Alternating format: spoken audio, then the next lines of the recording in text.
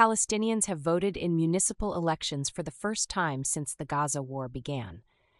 A moment that sounds procedural, but carries enormous weight for the future of Palestinian governance, the Trump peace framework, and the question of who actually speaks for Palestinians right now. The vote took place in the occupied West Bank, and for the first time since Hamas took control in 2007 in part of the Gaza Strip. Joining me now are Marcus Webb, our defense and security analyst, and Sophia Reeves, our economics and markets editor. Welcome to you both. Thanks, Emma. Good to be here.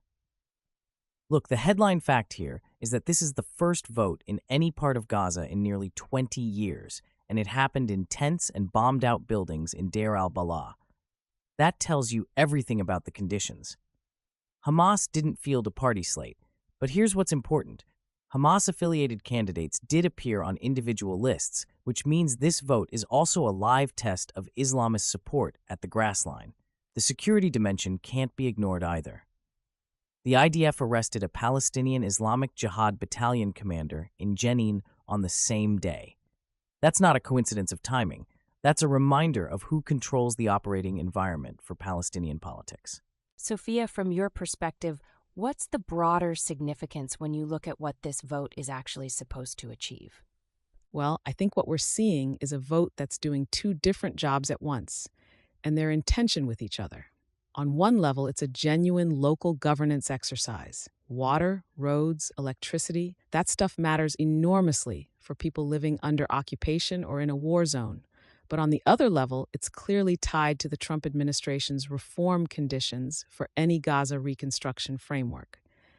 And that's where I'd be cautious. When elections become primarily a diplomatic performance, a box to tick for external actors, they tend not to generate the legitimacy they're supposed to. Former French Ambassador Besancenot said high turnout would give this credibility to Palestinian sovereignty. Low turnout, which is what we got, does the opposite. Marcus, final thought, realistically, where does this go? My assessment is that the most likely outcome here is what I'd call a checked box rather than a mandate.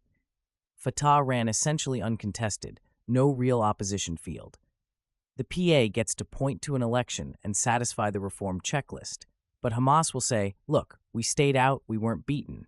And in Gaza, that framing will resonate with people. The dangerous scenario is that low turnout in Deir al-Balah gets read internationally as a rebuke of the PA, and Hamas uses that to reinforce its claim to represent Gazan opinion. That doesn't make reconstruction easier, it makes it harder. I don't think this vote closes the legitimacy gap. I think it papers over it. Thank you both. Marcus, Sophia, really valuable perspective on what's a genuinely complex moment. We'll continue to follow the results as they come in.